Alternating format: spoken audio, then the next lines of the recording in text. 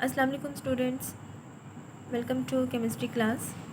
Okay, we have started our chapter number 10, that is acid, bases and salt. In our previous lesson, we have discussed the topic pH scale. Now the next topic is indicators. First of all, we will define what are the indicators. Indicate का मतलब होता है निशानदही करना, पता लगाना. ठीक है, तो ये उसी मीनिंग की बेस पे इंडिकेटर्स का मतलब ये है कि पता लगाने वाले सब्सटेंस, वो चीज़ें जिसे हम किसी चीज़ का पता लगाते हैं. अब इन इंडिकेटर से हम लोग पता किस चीज़ का लगाते हैं. सो चैप्टर हमारा एसिड और बेसिस के बारे में है. तो अगर हमारे पास कोई भी दो सोल्यूशन है और दोनों कलरलेस हैं, कोई इसका कलर नहीं है, हमें कोई स्मेल नहीं आ रही, तो उन दोनों सॉल्यूशंस को हम लोग आइडेंटिफाई कैसे कर सकते हैं without doing any chemical reaction. ठीक है, केमिकल रिएक्शन किए बगैर.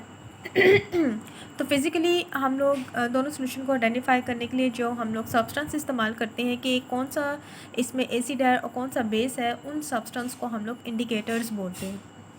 ठीक है, so I can define the indicators as indicators are the substance and normally they are the organic compounds. ठीक है, आपको पता है कि ऑर्गेनिक कंपाउंड्स क्या होते हैं. Organic compounds are the compounds that contain the carbon and hydrogen as a essential elements. ठीक है, तो इंडिकेटर्स वो ऑर्गेनिक कंपाउंड है that distinguish between acid and base. So normally जो फिज़िकली एसिड और बेस को डिस्टिंग्विश करने के लिए जो इंडिकेटर्स इस्तेमाल होते हैं वो तीन तरह के नॉर्मली इस्तेमाल होते हैं. The first one is called as litmus paper.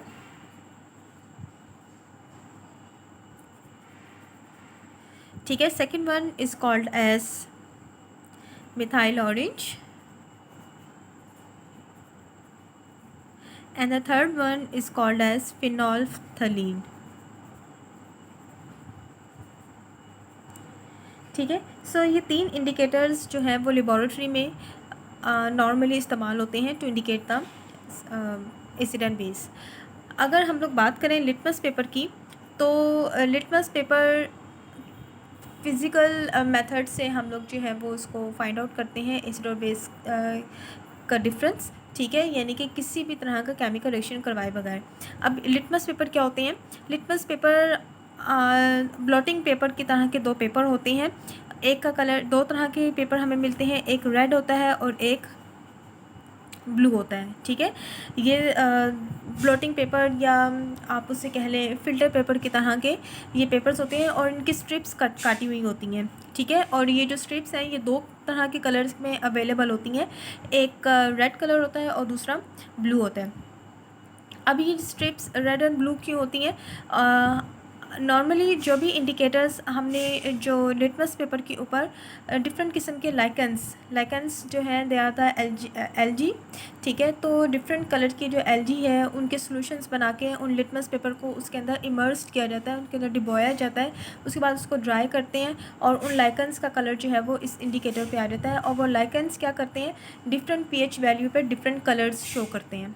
ठीक है, वो लाइकन्स डिफरेंट पीएच वैल्यूज़ पे डिफरेंट कलर शो करते हैं और उनकी इसी करैक्टरिस्टिक को हम लोग लिटमस पेपर में इस्तेमाल करते हैं. ठीक है, सो अगर तो लिटमस पेपर जो है वो रेड कलर का है, अगर आपने उसको किसी सोल्यूशन के अंदर डिप किया है और डिप करने के बाद उस स्ट्रिप का कलर जो है वो ब्लू हो जाता है. ठीक है, अगर स्ट्रिप का रेड कलर कन्वर्ट किस में हो जाता है, ब्लू हो जाता है जब आप उसको डिप करते हैं, तो उसका मतलब है कि वो जो आपके पास जो सोल्यूशन था that solution is a basic in nature, जिसने रेड कलर को चेंज कर दिया इनटू ब्लू कलर. ठीक है, लेकिन अगर आप उस रेड स्ट्रिप को किसी सोल्यूशन के अंदर डिप करते हैं और उसका कलर जो है वो रेड ही रहे, यानी कि कलर चेंज ना हो, तो इसका मतलब है कि वो जो सोल्यूशन होगा वो क्या होगा, that will be the acidic. Is it clear. इसी तरह से जो हमारे पास ब्लू लिटमस है, अगर आप उसकी एक स्ट्रिप को काटें और उस स्ट्रिप को किसी भी गिवन सोल्यूशन जो आपको जिसमें आपने डिफ्रेंशिएट करना है कि भाई ये एसिड या बेस है, तो आपने उस स्ट्रिप को उस सोल्यूशन के अंदर डिप करना है और डिप करने के बाद जब आप उसको निकालें और उस ये जो ब्लू स्ट्रिप है उसका कलर रेड हो जाए, तो इसका मतलब है कि वो सोल्यूशन क्या है, एसिड है. लेकिन अगर ब्लू का कलर ब्लू ही रहे तो इसका मतलब है कि वो सोल्यूशन क्या है आपके पास, बेस. ठीक है। So the first indicator to differentiate between acid and base that is a litmus paper, और लिटमस पेपर दो तरह के हैं, ठीक है। और लिटमस पेपर में ये डिफरेंट कलर्स हमें क्यों शो होते हैं, due to the lichens, due to the algae, जिसको हमने उन लिटमस पेपर के ऊपर उनका सोल्यूशन बना के उस लिटमस पेपर के ऊपर चिपकाया हुआ है, जो कि एसिड और बेस पे डिफरेंट कलर्स शो करते हैं। समझ आ गई, ठीक है। इसी तरह से जो दूसरा इंडिकेटर यूज़ होता है to differentiate between the acid and base, that is the methyl orange. और नॉर्मली ये जो इंडिकेटर है, ये जो दो इंडिकेटर है, मिथाइल ऑरेंज एंड फिनोल्फ्थलीन, ये दोनों जो है वो केमिकल रिएक्शंस के दौरान इस्तेमाल होता है। यानी कि अगर एसिड और बेस दोनों आपस में केमिकली रिएक्ट कर रही हैं तो उनमें जो आपके पास सोल्यूशन एसिडिक है या बेस है, तो उसको इंडिकेट करने के लिए ये मिथाइल ऑरेंज और फिनोल्फ्थलीन जो है वो इस्तेमाल होता है, ठीक है। सो ये जो मिथाइल ऑरेंज है, again this is also organic compound, ठीक है। मिथाइल ऑरेंज भी ऑर्गेनिक कंपाउंड है, and it is the mixture of the two organic compound, sorry this is a combination of the two organic compounds. इसको methyl orange भी बोलते हैं और methyl red भी बोलते हैं, ठीक है। ये दोनों नेम है इसके। ओके, सो दो ऑर्गेनिक कंपाउंड्स के केमिकल रिएक्शन से आपके पास ये एक इंडिकेटर बनता है। और मिथाइल ऑरेंज का जो अपना स्पेसिफिक कलर होता है वो रेड होता है, ठीक है। इसका ओरिजिनल कलर जो है वो रेड है। लेकिन अगर सोल्यूशन, अगर आपने क्या करना है कि ये जो इंडिकेटर है और आपने एक सोल्यूशन लिया है, ठीक है, ये आपके पास सोल्यूशन है, आपको नहीं पता कि भाई ये एसिडिक है या बेस है, ये आपके पास कोई भी सब्सटेंस है एंड यू डोंट नो कि ये एसिड है या बेस। आप क्या करें कि इस मिथाइल ऑरेंज जिसका कलर रेड है, इसके फ्यू ड्रॉप्स इस सोल्यूशन के अंदर डाल दें, ठीक है। अगर तो सोल्यूशन का कलर जो है वो येलो हो जाए, यानी कि ये इनकी ड्रॉप्स डालने के बाद अगर इस सोल्यूशन का कलर येलो हो जाए, पूरे का पूरा सोल्यूशन येलो हो जाए, तो इसका मतलब है कि वो जो आपके पास, ये जो आपके पास सोल्यूशन है जिसके अंदर आपने ये इंडिकेटर डाला है, डैट इज़ द बेस, वो बेस है।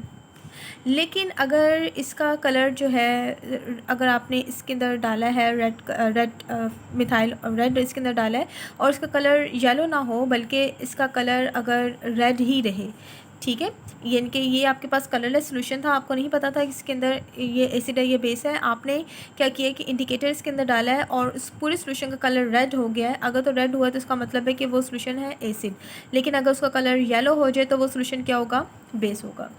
इसी तरह से दूसरा इंडिकेटर जो है that is the phenolphthalein, third one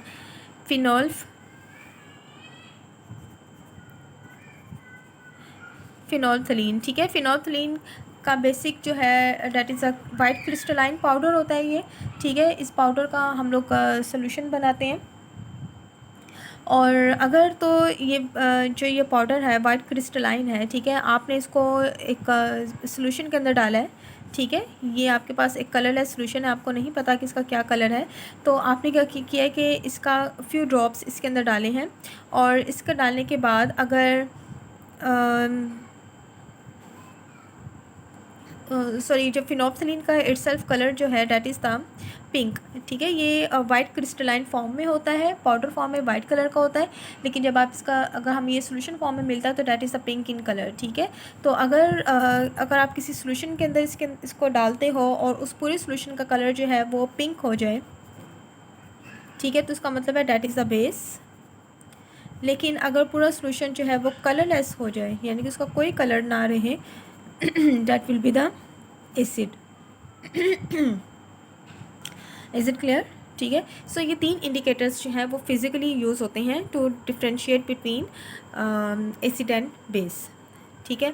okay, अब ये तो हमें पता चल गया कि भाई जो गिवन सब्सटेंस है वो हमारा एसिड है या बेस। अब हमने ये पता लगाना होता है कि अगर वो एसिड है तो वो कितना स्ट्रॉन्ग एसिड है, या अगर वो बेस है तो वो कितना स्ट्रॉन्ग बेस है।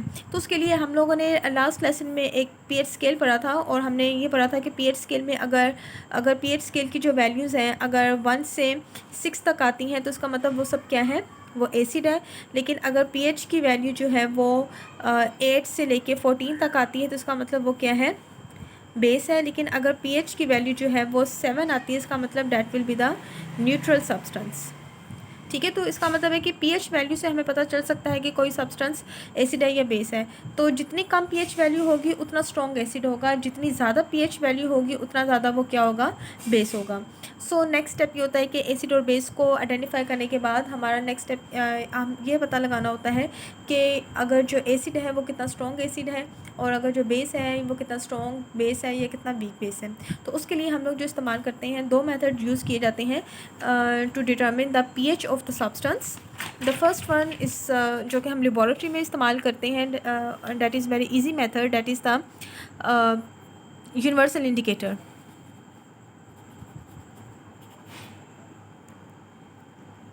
ठीक है। सो यूनिवर्सल इंडिकेटर्स क्या होते हैं? Universal indicators are just like the blotting paper. ये भी स्ट्रिप्स होती हैं, वाइट कलर की नॉर्मली स्ट्रिप्स होती हैं, और इसके ऊपर भी डिफरेंट और इस यूनिवर्सल इंडिकेटर को बनाया जाता है तमाम इंडिकेटर्स के मिक्सचर से। आप कौन कौन से इंडिकेटर्स हैं? That is the phenolphthalein, methyl orange है। इसके अलावा इसके अंदर हम लोग एथेनॉल डालते हैं, ठीक है। और इसके अलावा थाइमोल ब्लू होता है, थाइमोल रेड होता है, ठीक है, और एक बेस इस्तेमाल की जाती है।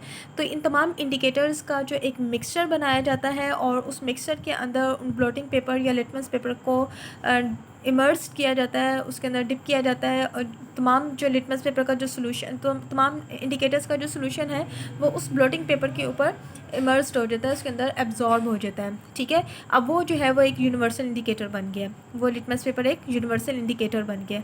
अब हम क्या करते हैं कि जो लेबॉरेटरी के लिए यूनिवर्सल इंडिकेटर मिलता है वो एक डिब्बी के अंदर होती है, स्ट्रिप्स होती हैं, येलो कलर की होती हैं या फिर वाइट कलर की भी मिलती है, और उसके साथ उसके ऊपर एक कलर्स का बैंड बना हुआ होता है, ठीक है। कलर्स बैंड होता है डिफरेंट कलर्स के, लाइक डैट के उसमें जो फर्स्ट कलर्स का होता है that is the red colour, ये रेड होता है, ये उससे लाइट रेड होता है, ठीक है, और ये उससे मज़ीद लाइट होता जाता है, ये ऑरेंज शेड में आते जाते हैं, ऑरेंज के बाद फिर green, then blue and then purple, इस तरह के डिफरेंट कलर्स का बैंड होता है ये, ठीक है। और हर कलर के साथ नंबर लिखे होते हैं, 1 2 3 4 5 6 7 8 सो ऑन टू 14 तक होता है ये। Is it clear? Her colour का एक स्पेसिफिक नंबर है। तो हम क्या करते हैं कि हम ये इस एक लिटमस पेपर का एक हम लोग स्ट्रिप जो है वो लेते हैं, और जो इस सोल्यूशन आपके पास आपने जिसकी पीएच आपने फाइंड आउट करनी है कि इसकी पीएच कितनी है, हम क्या करेंगे कि उस एक स्ट्रिप को इसके अंदर डिप करेंगे। डिप करने के बाद उसको जब वो मुकम्मल वेट हो जाएगी उसको बाहर निकालेंगे, ड्राई करेंगे, और ड्राई करने के बाद आप क्या करेंगे, जो भी उस लिटमस की जो भी उस यूनिवर्सल इंडिकेटर के ऊपर जो कलर आ गया है उस कलर को, जो ये कलर्स बैंड है इसके साथ हम मैच करेंगे कि वो कलर इनमें से किसके साथ मैच कर रहा है। अगर लेट्स सपोज वो 2 के साथ मैच कर जाता है तो इसका मतलब है कि इस सोल्यूशन की पीएच कितनी है, 2। जो भी नंबर होगा वही इसकी पीएच होगी। अगर वो कलर 5 के साथ मैच कर जाता है इसका मतलब है कि इस सोल्यूशन की पीएच कितनी है, 5। अगर वो 14 के साथ मैच कर जाता है इसका मतलब है कि इस सोल्यूशन की पीएच कितनी है, 14। Is it clear? So in this way we can determine the pH value of the given solution. The second one method is the pH meter. And pH meter is a more authentic method to determine the pH value. क्यों? क्योंकि universal indicator से हमसे गलती भी हो सकती है, हम गलत कलर भी मैच कर सकते हैं। हो सकता है कि ये दो कलर्स हमें कन्फ्यूजन हो उस स्ट्रिप में भी कि वो इसके साथ मैच हो रहा है, ये इसके साथ मैच हो रहा है, तो वो थोड़ी सी बहुत कन्फ्यूजन हो सकती है, ठीक है। तो इसके लिए एक्यूरेट मेजरमेंट के लिए पीएच की वैल्यू की एक्यूरेट मेजरमेंट के लिए हम लोग पीएच मीटर इस्तेमाल करते हैं। पीएच मीटर क्या होता है? PH meter is just like meter, ठीक है। जैसे गाड़ियों में स्पीडोमीटर होते हैं या वोल्ट मीटर होते हैं जिसके ऊपर ये नंबर लिखे होते हैं 1 2 3 4 5 6 7 8, और दरमियान में एक निडल होती है, और ये निडल जो है फ्लक्चुएट कर सकती है लेफ़्ट और राइट, ठीक है, ये इधर उधर मूव कर सकती है, ठीक है। और इसके साथ क्या होता है, इस मीटर के साथ वायर के साथ एक रॉड लगा हुआ होता है, ठीक है, ये एक रॉड होता है। हमने क्या करना होता है कि जो भी आपका सोल्यूशन गिवन है जिसकी आपने पीएच फाइंड आउट करनी है, इस रॉड को इस सोल्यूशन के अंदर डिप करते हैं, ठीक है। जैसे आप इसको डिप करते हो ना, तो ये जो इसकी निडल है ये नंबर्स के ऊपर फ्लक्चुएट करने लग जाती है, बिल्कुल ऐसे ही जैसे गाड़ियों पे स्पीड होती है 30 पे चल जाती है, 40 पे, 50 पे, 60 पे, आप यानी कि इसको कैलकुलेट कर सकते हो ना, ऊपर नंबर्स लिखे हुए होते हैं। इसी तरह से यहाँ पे नंबर्स लिखे हुए होते हैं 1 से लेके 14 तक, ठीक है। तो ये निडल्स जो है वो इन नंबर्स के दरमियान फ्लक्चुएट करने लग जाती है और फिर एक नंबर पे आके रुक जाती है। फिर हम वो नंबर देखते हैं कि भाई कौन सा, लेट्स सपोज कि वो 3 पे आके रुक गई, इसका मतलब है कि इस सोल्यूशन की जो pH है वो 3 है। Is it clear? So this is a more authentic method to measure the pH value of the substance. So this is a some concept about the indicators or universal indicator and the pH meter to determine the pH value of the substance.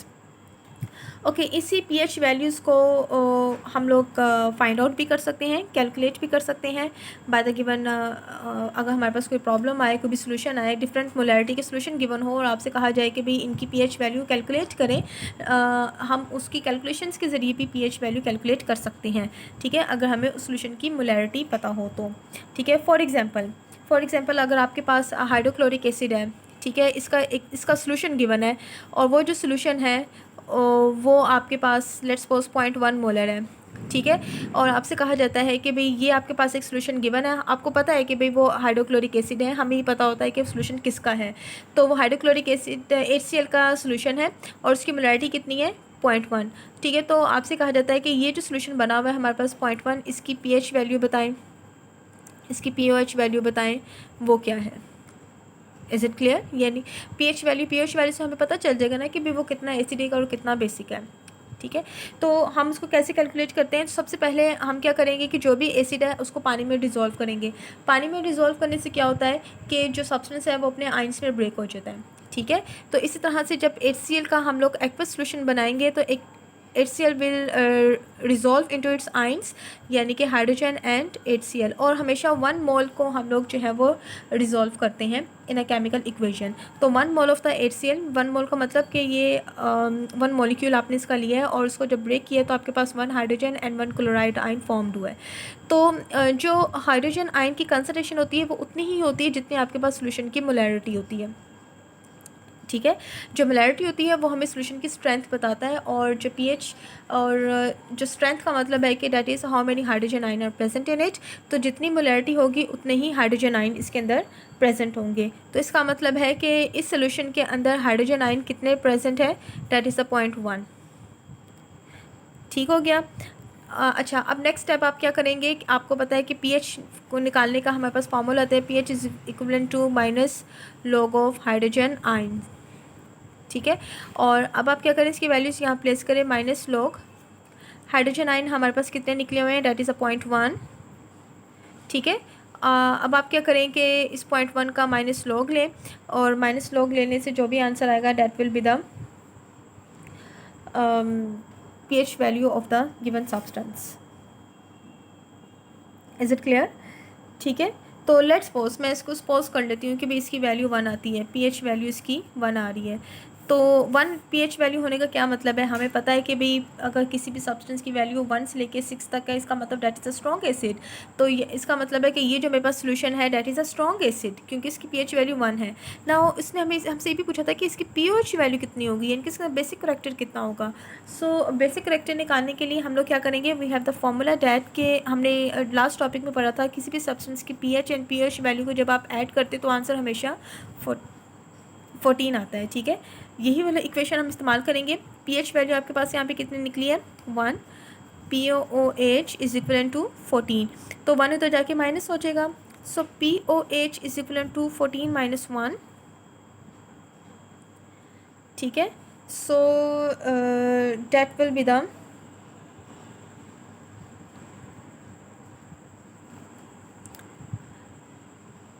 12, ठीक है। अब pOH value 12 आने का मतलब है कि that is the weak base, क्योंकि जिस तरह से हम ये कहते हैं कि अगर pH वैल्यू 1 से लेके 6 तक होती है तो स्ट्रॉन्ग एसिड है, इसी तरह से pH वैल्यू अगर 1 से लेके 6 तक होती है तो that will be the strong base. लेकिन ये अब चूँकि 12 में चली गई है, यानी कि 6 से ज़्यादा हो गई है, तो इसका मतलब डैट इज़ अ एसिडिक, और 14 के पास है, इसका मतलब है कि that is a strong acid. Is it clear? So in this way we can calculate the pH and pOH value of the given substance. Let's suppose we have another equation, another example.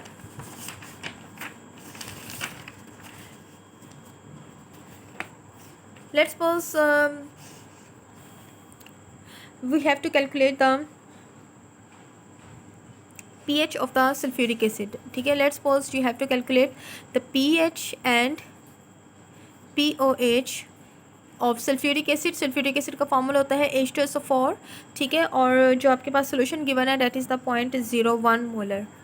इतनी molarity का आपके पास solution given है और आपसे कहा जाता है कि भाई उस सोल्यूशन की जो है वो आप pH and pOH value calculate करें. ठीक है, तो सबसे पहले मैंने आपसे क्या कहा है कि हम सबसे पहले इस जो भी आपके पास सब्सटेंस है उसको हम लोग वाटर में डिज़ोल्व करेंगे. वाटर में डिज़ोल्व करने से क्या होगा कि ये अपने आयंस में डिज़ोल्व हो जाएगा. सो 1 मोल हम लेंगे. सो सल्फ्यूरिक एसिड जो पानी में डिज़ोल्व करेंगे it convert into it's ions, that is a hydrogen and sulphate ions. ठीक है, यहाँ पे 2 लिखा हुआ है, इसका मतलब यहाँ पे हाइड्रोजन आयन भी कितने आएंगे, 2 आएंगे. ठीक है, नेक्स्ट मैंने आपसे क्या कहा था कि हाइड्रोजन आयन की कंसंट्रेशन उतनी ही होती है जितनी गिवन मोलैरिटी होती है. सो हाइड्रोजन आयन की कंसंट्रेशन यहाँ पे कितनी है, डेट इज़ द 0.01. और इक्वेशन में देखें यहाँ पे हमारे पास कितने हाइड्रोजन आयन है, 2 मोल है. ठीक है, ये 1 मोल की, ये चूँकि हम लोग 1 मोल की लेते हैं तो इसका मतलब है कि 1 मोल में 1 हाइड्रोजन आयन होगा तो इसमें इसकी मोलैरिटी है 0.01. और यहाँ पे कितने लिखे हुए हैं, 2. सो मैं इसको क्या करूँगी, 0.01 को मल्टीप्लाई करूँगी 2 से, तो मेरे पास टोटल इसकी कंसंट्रेशन आ जाएगी हाइड्रोजन आयन की सल्फ्यूरिक एसिड के अंदर. समझ आ गई है, जितने यहाँ पे आयंस होंगे उतने नंबर से हम इसको मल्टीप्लाई कर देंगे तो हमारे पास हाइड्रोजन आयन की कंसंट्रेशन आ जाएगी.